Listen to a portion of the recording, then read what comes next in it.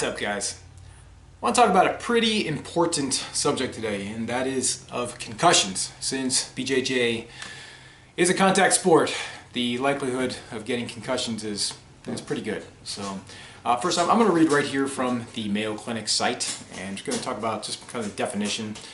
At first, a concussion is a traumatic brain injury that alters the way your brain functions. Effects are usually temporary, but can include headaches and problems with concentration, memory, balance, and coordination.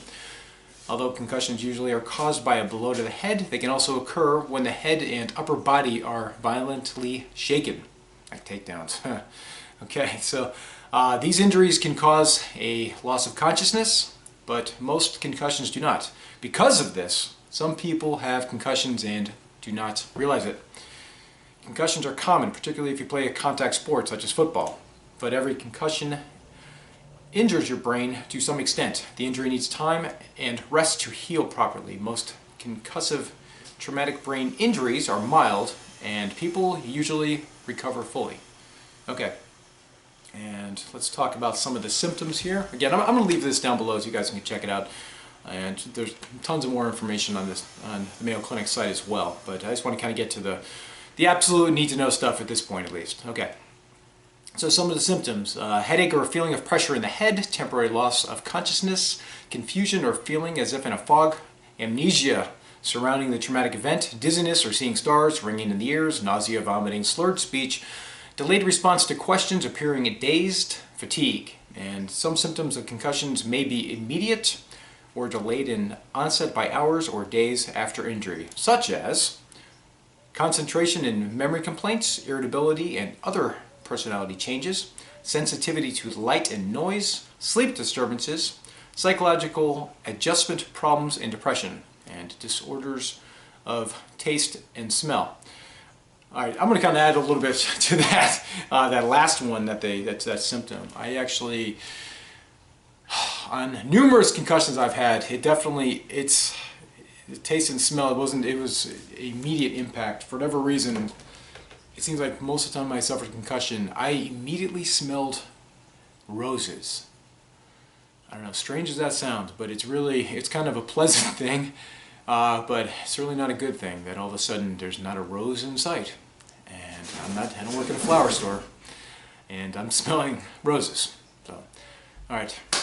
So what happens if you have any of these symptoms? Guys, go to a doctor, okay? Get there within a day, at latest 2 days. That definitely helps them make the diagnosis and, help get you on your path to getting healed. And the most important thing, obviously, guys, until you see the doctor, do not return to BJJ, okay? I just want to talk a little bit about, I guess, the concussions I had.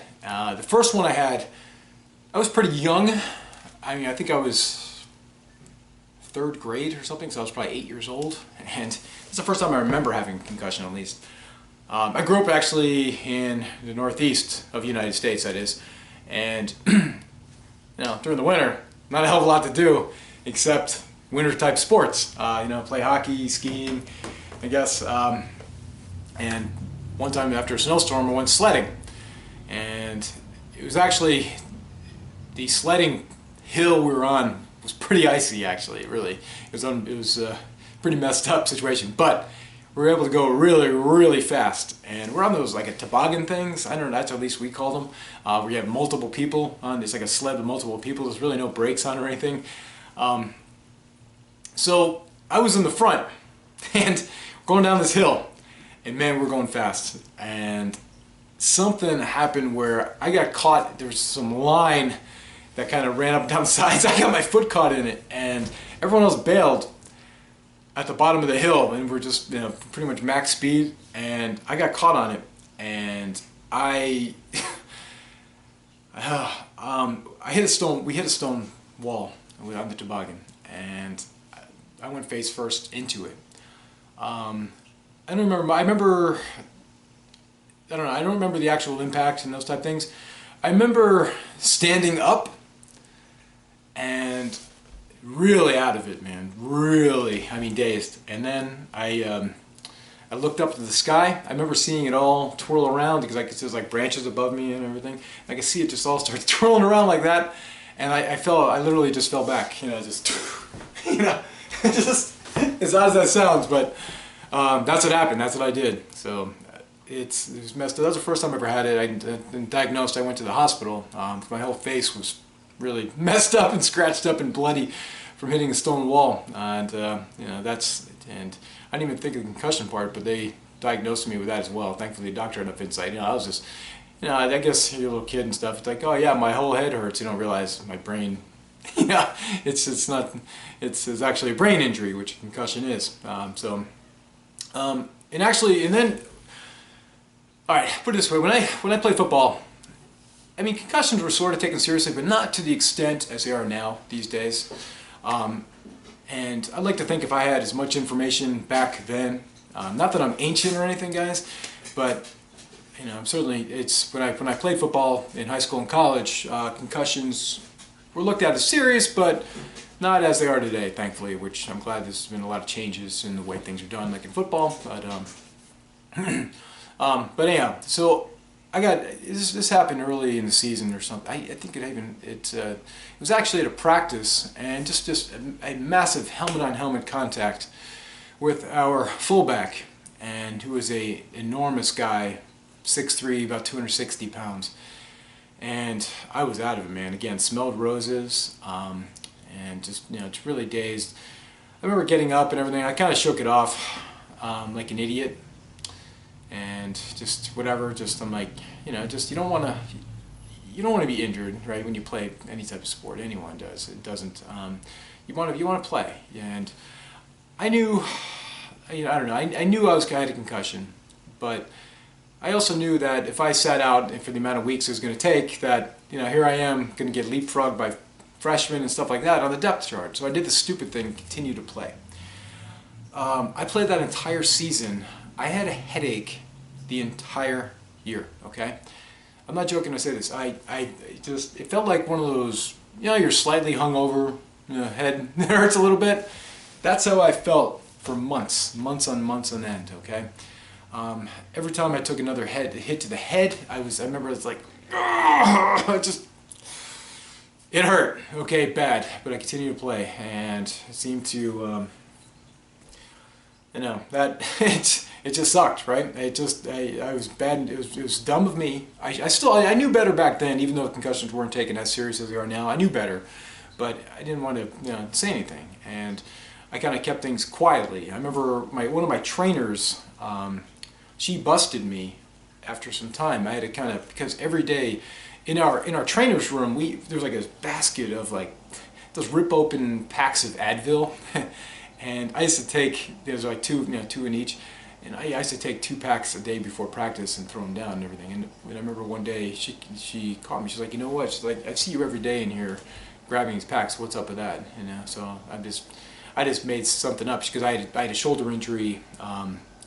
From the spring before, during spring practices. So I just blamed it on that, and I just made that up. She's like, oh, okay. So, and essentially what happened is I decided to, you know, to watch her, make sure she wasn't around when I went in to grab Advil every day. But that was dumb, because now I get concussions like that, and I did receive a few now in Jiu Jitsu. I think it's one of those things, it does seem once you get one concussion, it becomes easier to get your next. I did one. I think there's one that was fairly bad. We're working takedowns and those type things, or just I think we're rolling, but we're starting from takedown, not like down on the mat. And I don't know, something happened and landed on my head. You know, obviously I got the I didn't do a very good job. Actually, I know the person that did it was actually very skilled. So you know, that's what happens. He you know, and you know, I landed on my head, and as soon as I hit, I knew right away concussion. I knew. I mean, I could just feel that daze coming over me, the fog, all that. I was conscious, but not. You know, kind of unconscious on my feet. So the thing is, guys, it does happen in jiu-jitsu. It just because we're not wearing, you know, we're not playing hockey or football or any of those type sports. You know, they do occur, and you have to be wary of this, guys. And here's the thing, too, man.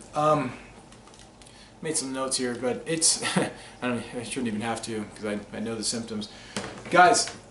I'm actually going to go see a doctor here soon because I've been kind of lying to myself over the last many years now. My memory is going down the tubes, man, and I know it sucks. It used to be my memory really good. Now, I mean, there's things like guitar. There's songs I've played my entire adult life, like on the guitar. I can't remember them anymore. I can't remember where my fingers go. That's ridiculous, man. And this happens all the time. Like things like names. This could have been. It could be someone I see, every day for years, like at work, and say, whatever because this just happened recently, actually. They left the company, and about 6 months ago, and I ran into him, and I forgot his name. I mean, that's ridiculous. This person used to sit 20 feet from me for years, and I couldn't recall his name when I saw him out in public afterwards. I mean, that's not me, okay? I had a really good memory. I was one of those guys who was fortunate enough to do things like just cram and just rely on my memory to get through college and stuff, like not do a heck of a lot of studying, but then just stay up the night before the test and learn it all in, and do well, do fine. I did fine in college. I didn't, after my freshman year, that was a big disaster, but different story. But anyhow, guys, there's a price to pay, man. So that's, I just don't. That's why it's so important to do the right thing for yourself. Okay, there's nothing. Listen, there's nothing that important that I learned here now, especially after football and stuff. There's nothing important. I don't make a living. I never made a living off football, obviously. I was never a pro. So it wasn't worth it. It was not worth what I'm doing now. I mean, you may look at me as an extreme case.